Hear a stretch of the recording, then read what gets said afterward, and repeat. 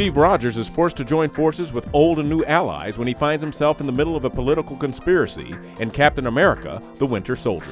Hi, I'm Scarlett Johansson. You're watching Made in Hollywood. Here's a scene from Captain America 2, the Winter Soldier. Captain, to build a better world sometimes means tearing the old one down.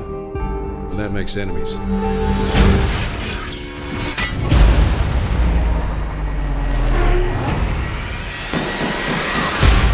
We find him where today in his present state of being? Sure. Captain America is doing what? It's been some time since the Avengers. He's been working for S.H.I.E.L.D.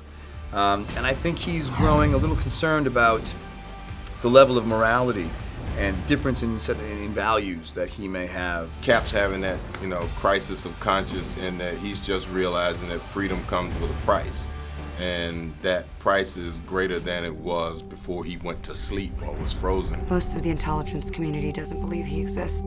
Off the page, you definitely recognize that this was a really well-written script, and, Marvel was gonna definitely be faithful to the comic books. The ones that do call him the Winter Soldier. He's sort of like this ghost that haunts people, and he ends up haunting Steve Rogers. Captain America needs my help. When do we start? We just did.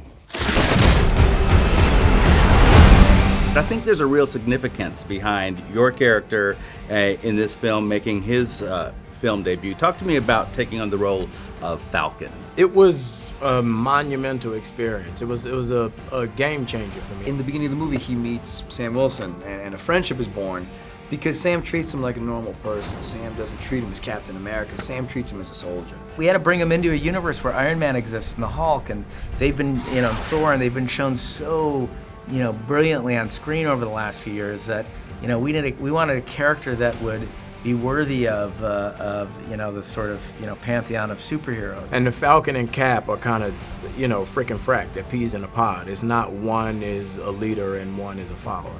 The price of freedom is high. And it's a price I'm willing to pay. I really appreciate it when women in a movie kick ass. Uh-huh.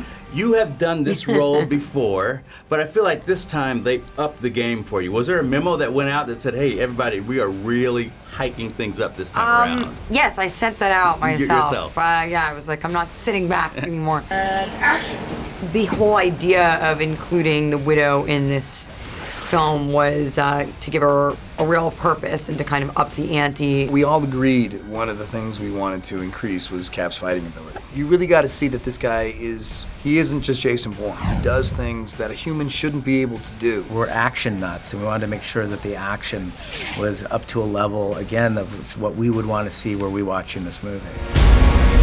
S.H.I.E.L.D. takes the world as it is, not as we'd like it to be. This isn't freedom. This is fear. It's really a matter of one coming to understand how one's thinking got to a certain point. So Cap's trying to figure out how Nick got to that place, and Nick's wondering when he's going to catch up and get to this place he's in. You need to keep both eyes open. Before we get started, does anyone want to get out? You're also working with the great Robert Redford again. What is that like to kind of reestablish that relationship? Well, it's been how long? It's been like 15 years or more. I don't know, it's been a long time. It's about 15 years. He has a very naturalistic kind of approach to his performance, one that I've always appreciated as a fan of his work. He and I sat and talked before we shot the scene. And these two guys are supposed to be contemporaries. They've been in some stuff together and been through some things. So when we got there to the scene, it worked like we'd known each other, some 30, 40 years. It was great. Movie gold. Are you ready for the world to see you as you really are? Look out the window.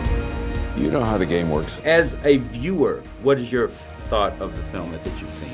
Oh, I love it, man. I mean, I when I first saw it, the opening scene on the ship, I just had the stupidest smile on my face. I was so happy because they really, when Cap, he just hits people so hard. That's what it should look like. They did a really good job of showing his power. You're right.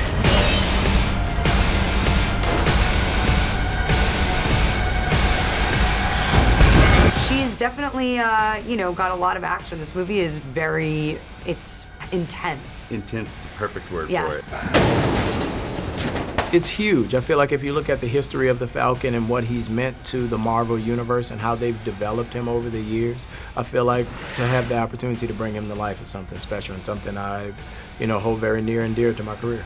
How do we know the good guys from the bad guys? If they're shooting at you, they're bad.